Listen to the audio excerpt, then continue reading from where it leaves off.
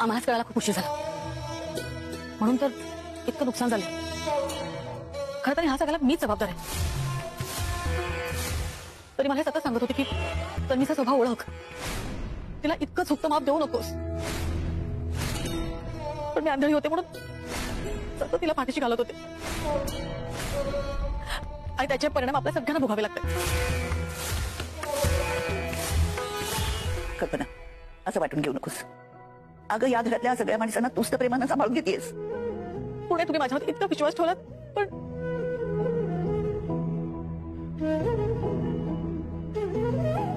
ह्या किल्ल्या सांभाळण्याची माझी लायकीच नाहीये. तुम्ही या सगळ्या किती विश्वासाने माझ्याकडे सोपवल्या होत्या, पण मी एका गुन्हेगाराला आपल्या घरात राहू दिलं. तिला सतत पाठीशी घालत राहिले. तर मग मालिकेच्या आजच्या भागामध्ये आपण पाहणार आहोत, आता अर्जुन जो आहे तो आपल्या रूम मध्ये बसून काम करत असतो. तेवढ्यातच त्याला चैतन्याचा कॉल आलेला असतो. चैतन्य आता अर्जुनला सांगतो की आपल्याला मुंबईवरनं क्लायंट भेटायला येत आहेत आणि ते सुद्धा शिर्की क्लायंट, ते सुद्धा 10:30 पर्यंत पोहोचणार आहेत. त्यामुळे आपल्याला लवकरात लवकर 10:30ला ऑफिसला पोहोचावं लागेल. तुझं आवरलं नाहीये का अजून, असं विचारतो तो. त्यावर अर्जुन सांगतो की नाही, अजून माझं आवरलं नाहीये, 9:15 झालेत ना. मी पटकन फ्रेश होतो आणि स्वतःचं आवरून घेतो. त्याच वेळेला आता अर्जुन खरं तर खूप जास्त घाबरलेला असतो, कारण सायलीने त्याला कुठेही बाहेर निघायची परवानगी दिलेली नसते आणि म्हणूनच तो म्हणतो की चालेल, मी तयार होतो, आणि असं बोलून तो फोन ठेवतो. त्यानंतर अर्जुन तयार झालेला असतो. अर्जुन जेव्हा तयार होतो ना, तेव्हा सायली त्याला विचारते की तुम्ही कुठे निघाला आहात. त्यावर सायलीला अर्जुन सांगतो की मला बाहेर जावं लागेल, कारण माझ्या कंपनीमध्ये मीटिंग आहे आणि मला ती अटेंड करावी लागणार आहे, त्यासाठी मला बाहेर जायचे, असं देखील तो बोलतो. जेव्हा तो हे सगळं काही बोलतो ना, तेव्हा मात्र आता सायली म्हणत असते की तुम्हाला जी काही कामं करायची आहेत ना, ती घरात बसून करा, मी तुम्हाला कुठेही बाहेर सोडणार नाही. ऑनलाईनही कामं होतात आणि तुम्हाला जर एवढीच काही मीटिंग इम्पॉर्टंट असेल तर तुम्ही एक काम करा, तुम्ही ना त्या क्लायंटना घरी बोलवा, स्टडी रूम मध्ये सुद्धा काही कामं होऊ शकतात, तिथे तुम्हाला कोणताही डिस्टर्ब होणार नाही, याची काळजी मी घेईन, असं देखील आता सांगितलं जातं.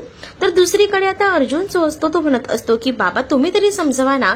तर ते सुद्धा सांगत असतात की मी सुद्धा ऑनलाईन मीटिंग घेणार आहे, मी सुद्धा कुठेही बाहेर जाणार नाही. असं सांगितल्यानंतर आता अर्जुनची तर पंचायत होते. अर्जुनला कुठेही बाहेर जायला भेटत नसतं, कारण प्रतापही आता म्हणत असतात की मीही कुठे जाणार नाहीये, मीही घरातूनच काम करणार आहे. म्हटल्यावर आता अर्जुन जो आहे त्याचा खूप जास्त नाईलाज झालेला असतो.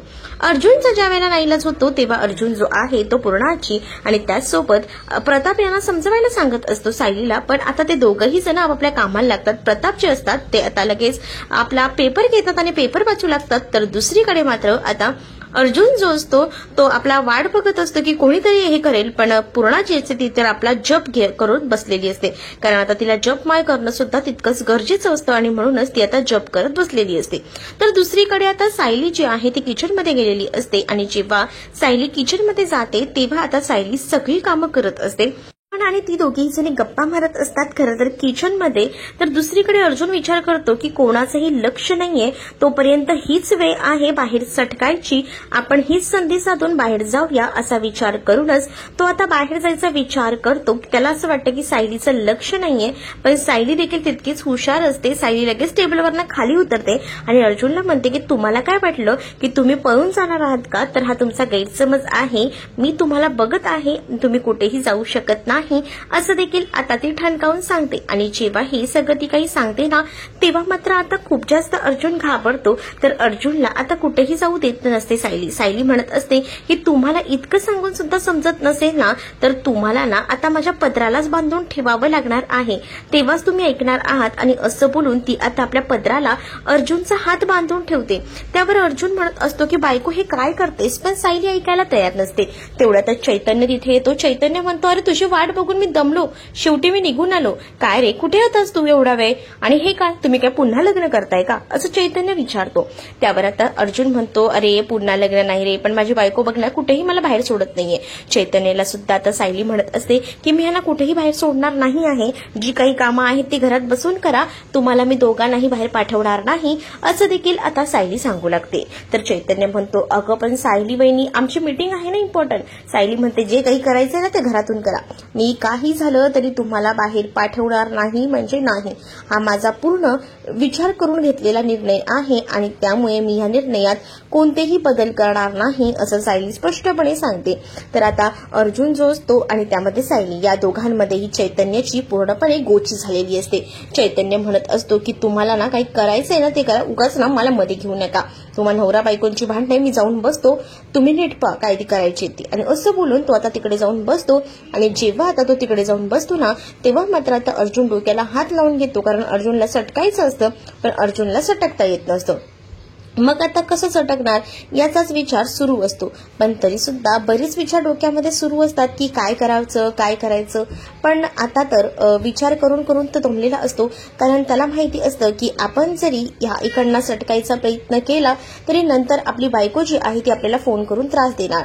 त्याच वेळेला तर अजून काही ना काही निमित्त करत असतो की त्याचा हात जो आहे तो तिथून सुटायला हवा, म्हणून तो म्हणत असतो की बायको प्लीज नका हात सोड ना, माझे पाय दुखतायत. किचनमध्ये सुद्धा सायली अर्जुनला घेऊन उभी असते. आता बिमलला हाक मारते ती आणि ह्यांना जरा स्टूल द्या म्हणजे यांना बरं वाटेल, म्हणजे यांना बसताही येईल असं देखील आता अर्जुनसाठी ती स्टूल मागत असते आणि बिमलला सांगते. तर त्यावर अर्जुन म्हणतो की नाही त्याची काहीच गरज नाही. आता अर्जुनला काही झालं तरी लवकरात लवकर रूम मध्ये सटकायचं असतं आणि तो आता सायलीला म्हणतो की माझं ना जरा इम्पॉर्टंट काम आहे रूम मध्ये, मला रूम मध्ये जायचंय, माझा हात सोडणार. सायली कसली ऐकते, सायली म्हणते तुम्हाला रूम मध्ये जायचंय का, चला मी येते तुमच्यासोबत. आणि असं बोलून ती आता त्याच्यासोबत रूम मध्ये जायला निघत असते. तर इकडे चैतन्य आणि त्याचसोबत पूर्णाची मात्र ही सगळी मजा घेत असतात. त्यांना तर हसूच आवरत नसतं, इतकी भारी मजा येत असते. तर दुसरीकडे मात्र आता सायली जी असते ती अर्जुनला म्हणत असते की तुम्हाला काय वाटतंय की तुम्ही ही सगळी जी काही नाटकं करताय ही मला कळत नाहीये का, तुम्हाला बाहेर सटकायचं आहे यासाठी तुमची ही सगळी नाटकं चाललीत, पण मी सुद्धा तितकीच हुशार आहे, तुम्हाला एकट्याला मी कुठेही जाऊ देणार नाही. चला आपण आहे ना वरती जाऊया, तुम्हाला जे काही हवंय ते घेऊया.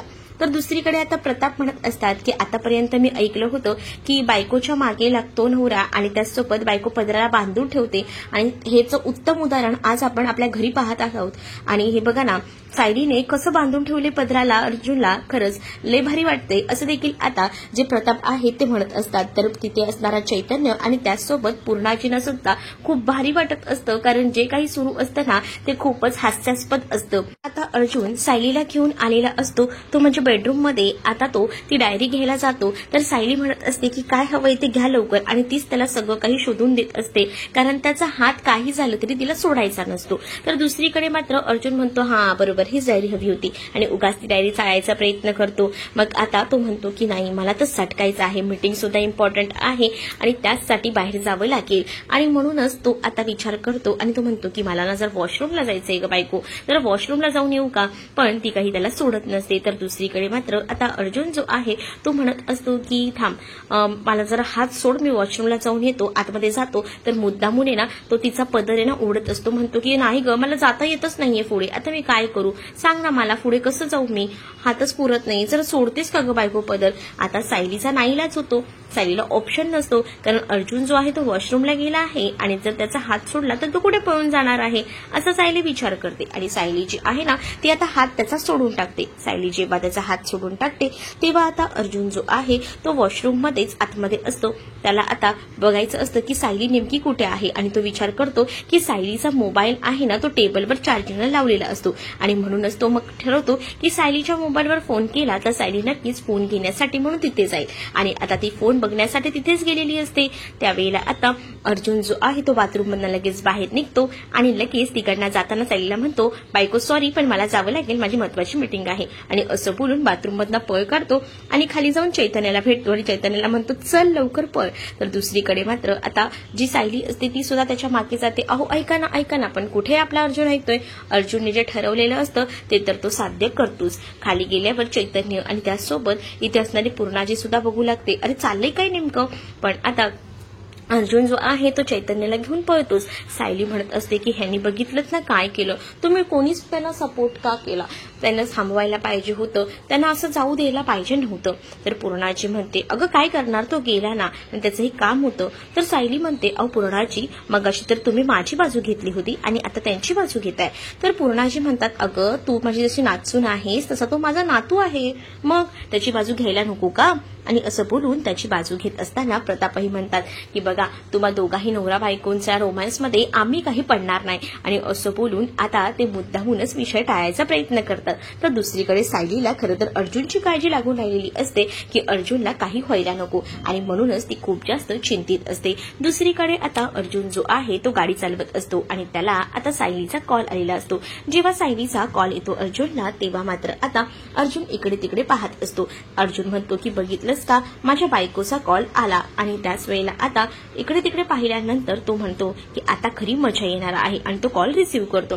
सायलीला म्हणत असतो की काय झालंय बायको, बोल ना. तर त्याच वेळेला आता सायली म्हणत असते की का हो, तुम्ही मला न सांगता का गेलात, तुम्हाला कळत नाही का? नको, काही झालं तरी तुम्ही घरात या पहिले, तुम्हाला माहिती आहे ना काय होणार आहे आणि काय नाही. तरी सुद्धा अर्जुन काही ऐकायला तयार नसतो. अर्जुन म्हणतो बायको, माझी महत्वाची मीटिंग आहे, त्यासाठी मला जावंच लागणार.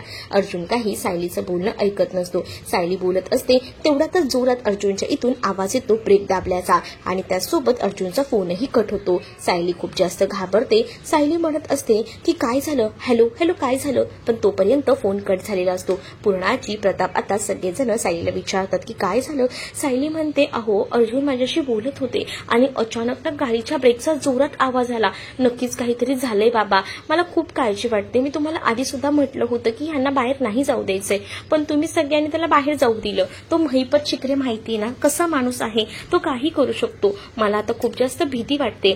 तेवढ्यातच तिथे आता कल्पना आलेली असते आणि कल्पनाच्या समोरच सायली हे सगळं बोलते. सायलीला कल्पना समजावते आणि म्हणत असते की काही होणार नाही अर्जुनला, अर्जुन ठीक असेल. पण सगळेजण आता अर्जुनला कॉल करत असतात, पण अर्जुन काही कॉल रिसीव्ह करत नसतो. त्याच वेळेला प्रताप म्हणतात की थांब मी करतो, पण सायली म्हणते की बाबा मीही कॉल केला होता पण ते कॉल रिसीव्हच करत नाहीत, काय करूया. तर आता घरातच सगळ्यांनाच टेन्शन येतं. सायली तर अक्षरशः रडकुंडीला आलेली असते. सायली म्हणत असते की हे सगळं काय होऊन बसलं, आणि असं बोलूनच ती खूप जास्त रडत असते. तर सायली जेव्हा आता रडते ना, तेव्हा मात्र प्रतापना सुद्धा सायलीच्या डोळ्यातले अश्रू बघवत नाही. ते म्हणत असतात की थांब, आपण थोडा वेळ वाट बघूया, नाहीतर मी एक काम करतो, मी आता जाऊन बघतो. तर सायली म्हणते की बाबा मी सुद्धा तुमच्या सोबत येते, म्हणजे मलाही बघता येईल. आपण तर त्यांना कॉल करते पण ते कॉल रिसीव्हच करत नाहीयेत. सायली पुन्हा एकदा अर्जुनला कॉल करायचा प्रयत्न करते, पण अर्जुन जो आहे तो कॉल रिसीव्ह करत नसतो. सायली टेन्शनमध्ये असते. सायली आता चैतन्याच्या कॉलवरही कॉल करण्याचा प्रयत्न करत असते. चैतन्यही कॉल रिसीव्ह करत नसतो. सायलीचं आता टेन्शन वाढत चाललेलं असतं. सायली म्हणत असते की म्हणून मी मगासपासून त्यांना कुठेही बाहेर जाऊ देत नव्हती, पण तुम्ही दोघांनीही त्याला अडवलं नाही, त्यांना बाहेर जाऊ दिलं. तुम्ही थांबवायला पाहिजे होतं, असं देखील आता सायली जी आहे ती आता म्हणू लागते. जेव्हा सायली हे सगळं काही म्हणते ना, तेव्हा मात्र आता प्रताप म्हणतात की आता इथे जास्त वेळ थांबून उपयोग नाही, काही झालं तरी आताच्या आता निघायला लागणार आहे. आणि असं बोलून आता ती सगळीजण बाहेर पडायचं ठरवतात. तेवढ्यातच अर्जुन जो आहे तो तिथे आलेला असतो. तो अगदी लंगडत लंगडत आलेला असतो. त्याच्या हाताला फ्रॅक्चरही असतं, त्याचसोबत डोक्याला पट्टी लावलेली असते. सायली हे सगळं पाहते तर सायलीला खूप जास्त रडू येतं. सायली म्हणत असते की बघितलं का यांची अवस्था किती वाईट झालेली आहे. मी तरी म्हणत होते की कुठेही जाऊ नका, पण नाही, माझं ऐकलंच नाही. आणि आता सायली खूप जास्त रडकुंडीला येते. सायली म्हणत असते की मी तुम्हाला म्हटलं होतं जाऊ नका, हे सगळं ना त्या महिपतनेच केलेलं आहे, मला माहिती आहे. अर्जुन सायलीला शांत करायचा प्रयत्न करतो, पण सायली कुठे शांत राहते. सायली मात्र आता ओक्साबोक्शी रडत असते. अर्जुनला सगळेजण विचारतात की हे सगळं काही कसं काय झालं, पण तरी सुद्धा आता अर्जुनचं सायली काही ऐकून घेत नसते. सायली खूप जास्त रडत असते. सायली जी आहे ती आता म्हणत असते की मला ना खूप जास्त त्रास होतोय, तुम्हाला मी म्हटलं होतं. तर अर्जुन आता जो काही प्रकार घडलेला आहे तो सगळा काही सांगतो आणि म्हणत असतो की खरं तर ना हा खूप मोठा अपघात झाला. म्हणजेच मी गाडी चालवत होतो, एक माणूस तिथे समोर आला आणि मी त्याला वाचवायला गेलो आणि जोरात ब्रेक लावला. तर इकडे मात्र आता सांगत असते की नाही, तुम्ही काहीतरी उगाच नका सांगू, मला माहिती आहे तुमच्या गाडी समोर आहे ना कोणीही आलेलं नव्हतं, ते सगळं ना मुद्दामून घडवलेलं होतं. मी तुम्हाला या आधी सांगितलेलं आहे की महिपत तुमच्या जीवावर उठलाय, पण तुम्ही माझं ऐकत नाही आणि घराबाहेर पडता. सायली खूप जास्त रडू लागते. सायली अगदीच लहान मुलांसारखी रडत असते. तिला तिचं सुद्धा कळत नसतं. तिला आता अर्जुनची खूप जास्त काळजी वाटत असते. अर्जुन म्हणत असतो की बायको थांब, शांत हो शांत हो, पण सायली कसली ऐकते. सायली नुसती रडूच लागते रडूबाईसारखी. आणि जेव्हा सायली हे सगळं करून रडत असते ना, तेव्हा मात्र आता अर्जुन जो असतो तो सायलीला समजवायचा प्रयत्न करत असतो, पण कुठे सायली ऐकते. सायली तर खूप जास्त रडूच लागते. ती म्हणत असते की मी तुम्हाला सांगितलं होतं की घराबाहेर पडू नका, पण तुम्ही काही माझं ऐकलंच नाही आणि तुम्ही ऐकलत नाही ना माझं, आणि त्यामुळेच हे सगळं झालेलं आहे बोलून सायली खूप जास्त रडत असते. तर अर्जुन सायलीला म्हणतो, अगं बायको ऐक ना, अगं ऐक तरी. पण सायली कसली ऐकते. सायली काहीच ऐकायला तयार नसते.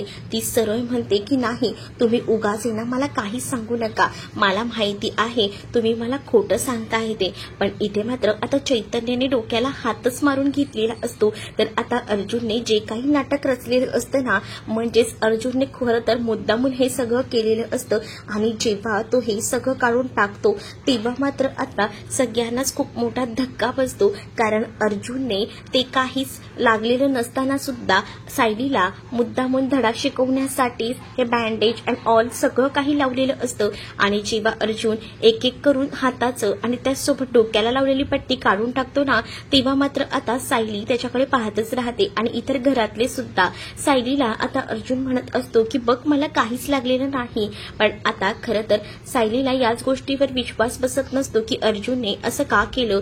तर दुसरीकडे आता घरातले सगळेजण खूप जास्त चिडलेले असतात आणि ते आता अर्जुनला म्हणतात की ही कोणती मस्करी झाली, आम्ही किती टेन्शनमध्ये होतो, तुझं तुला तरी कळतंय का, हे अशी मस्करी करायची नाही असं बोलून त्याला आता खूप जास्त मार भेटतो.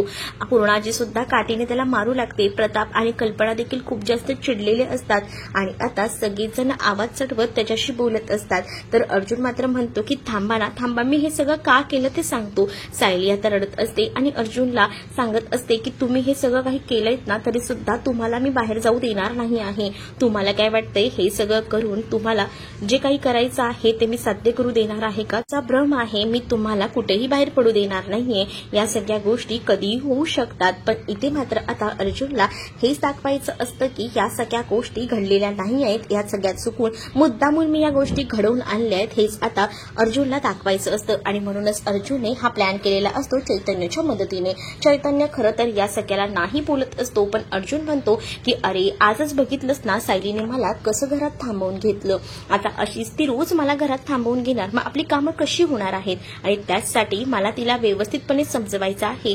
तिला असं वाटत असेल की महिपत माझ्यावर हल्ला करेल आणि म्हणूनच ती घराबाहेर मला सोडत नाहीये. जेव्हा आता मी असा जाईन ना तेव्हा बरोबरच ती मला घरातून बाहेर काढेल, असं देखील आता अर्जुन म्हणू लागतो. आणि त्याचसाठी हे सगळं काही प्लॅनिंग आता सुरू असतं. जेव्हा हे सगळं काही प्लॅनिंग सुरू असतं ना, तेव्हा मात्र आता सायली जी आहे ती मात्र या सगळ्या गोष्टी व्यवस्थितपणे ऐकत असते. तर चैतन्य आधी खरं तर या सगळ्यासाठी नाही बोलत असतो, पण इकडे कसला अर्जुन ऐकतोय. अर्जुनने हाताला बँडेज, डोक्याला पट्टी हे सगळं काही लावलेलं असतं आणि त्याला आता हे सगळं करून पुढे जायचं असतं, ते म्हणजे आता भेटायला. तर सायलीला हे सगळं जेव्हा ती स्टोरी सांगू लागतो तेव्हा मात्र आता सायलीला प्रचंड राग येतो.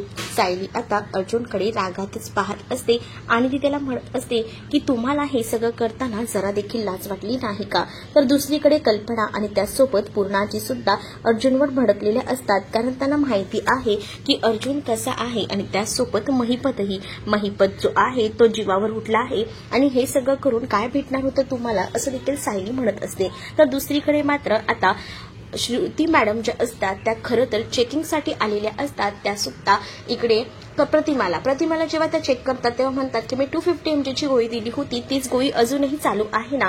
त्यावर तिथे असणारी जी सुमन असते ती म्हणत असते की हो 250 mg चीच गोळी चालू आहे, काय झालं तर तुम्ही त्या गोळ्या व्यवस्थित देतायत ना, मला एकदा ती गोळी दाखवा, असं देखील सांगितलं जातं. आणि जेव्हा ती गोळी दाखवायला सांगितली जाते तेव्हा मात्र लगेच नागराज म्हणतो की थांबा मी दाखवतो, आणि असं बोलून तो आता ती गोळी दाखवायला जातो. तर त्याच वेळेला आता तो गोळी दाखवायला काढत असतो तेव्हा त्याच्या डोक्यात विचार येतो की आता जर मी गोळी दाखवली आणि सर सगळ्यांना सत्य समजलं तर, म्हणूनच आता तो घाबरलेला असतो आणि त्याला समजत नसतं की आता काय करू. तर दुसरीकडे मात्र आता पाहायला मिळतं सगळीजण जी असतात ती खूप जास्त खुश असतात. तर सायली अर्जुन तिथे येतात. तर अर्जुन सगळ्यांना म्हणत असतो की सायलीचं असं म्हणणं आहे की ती ना सगळ्यांना तुम्हाला इन्व्हाइट करते तिच्या माहेरी.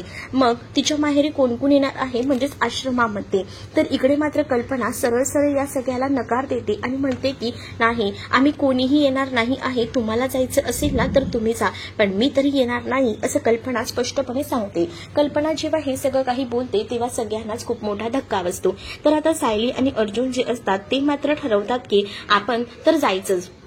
आणि म्हणूनच दोघंही जण आता जायचं ठरवतात. पण कल्पनाने नकार दिलेला असतो, पण बाकी घरातले इतर सायली आणि अर्जुन सोबत आता जाणार असतात. पहिल्यांदा सायली आणि अर्जुन आश्रमामध्ये जातात. त्याच वेळेला बाहेर जाऊन आता सायली जी आहे ती मधुभाऊंना हाक मारते. जेव्हा सायली मधुभाऊंना हाक मारते तेव्हा मात्र आता मधुभाऊ जे असतात ते बाहेर येतात आणि त्याच वेळेला आता ते कुसुमला सुद्धा सांगतात की अरे बघा रे मुलांनो, आणि अगं कुसुम बघ जावई बापू आणि साऊ आली आहे. आणि त्याच वेळेला आता मधुभाऊ जे काही खुश असतात ना, तेव्हा सायली म्हणते की अहो मधुभाऊ, तुम्ही तर आपल्या आश्रमाची पाटी अजून लावलेलीच नाही. आणि तेव्हा सायली जाऊन मधुभाऊंना मिठी मारते. तर आता अर्जुन आतमधून ती वात्सल्य आश्रमाची पाटी आणतो आणि ती पाटी घेऊन येतो आणि टेबलवर चढून ती पाटी सुद्धा लावतो आणि वात्सल्य आश्रम खऱ्या अर्थाने आता पूर्ण होतं. तर दुसरीकडे आता मुलं सुद्धा खूप जास्त खुश असतात, कारण त्यांना त्यांचं आश्रम पुन्हा मिळालेलं असतं. त्यामुळे आता घरात जे आहे ते वातावरण खूपच आनंदमय असतं. तर तुम्हाला हा भाग कसा वाटला हे नक्कीच मला कमेंटमध्ये सांगा आणि अशाच नवनवीन भागांसाठी आपल्या चॅनलला सुद्धा सबस्क्राईब नक्कीच करा. चला तर मग भेटूयात पुढच्या भागामध्ये. तोपर्यंत टाटा बाय.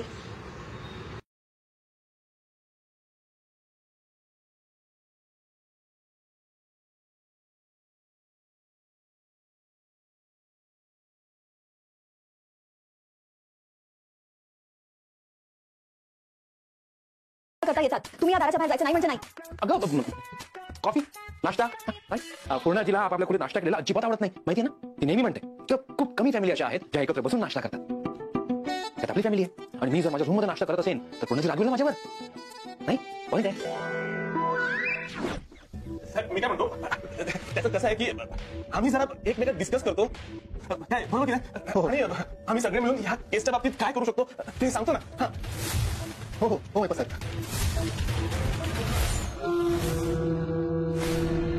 आणि टांग दिली तर हो नाही साहेब, असं कसं होईल. आम्ही करू ना भेटायला. आम्ही नक्की येऊ. टांग मोडी ना निघा. यांच्यात एक पण असा मर्द नाही जो ही केस घेईल आणि परत येईल. या सुभेदार किड्याला सगळे जावतात. काहीतरी वेगळा मार्ग शोधावा लागणार शिकरे, काहीतरी वेगळा मार्ग शोधावा लागणार. ठीक आहे, तुम्ही नाश्ता कुठे खाली या, पण दाराबाहेर जायचं नाहीये. अगदी कारंजा पर्यंत पण जायचं नाहीये, माझी परवानगी नाही. काय चाललंय तुझं हे बायको, का वागतीस तू असं.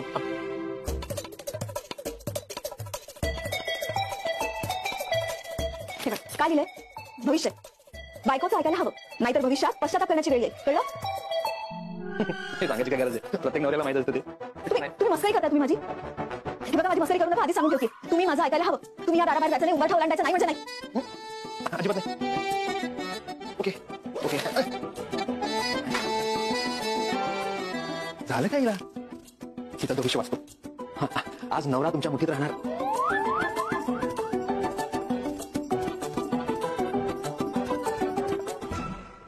तुम्हाला असं का वाटतं की माझं तुमच्याकडे लक्ष नाहीये. पूर्ण आजी आणि बाबांनी सांगितलं तरी तुम्हाला ऐकायचं नाहीये का. तरी तुम्ही बाहेर जाताय. मी ऍडव्होकेट आहे. ऍडव्होकेट नंतर आधी तुम्ही माझे आहो आहात. आता जिथे मी तिथे तुम्ही. बायको मला पुढे जाताच येत नाहीये, फक्त एकच फूट पुढे गेलो मी. आता तरी घाट सोड ना प्लीज. पण मी इथेच उभी राहणार. सॉरी बायको, पण मला जावं लागेल. मी घरी नाही थांबू शकत. बाय.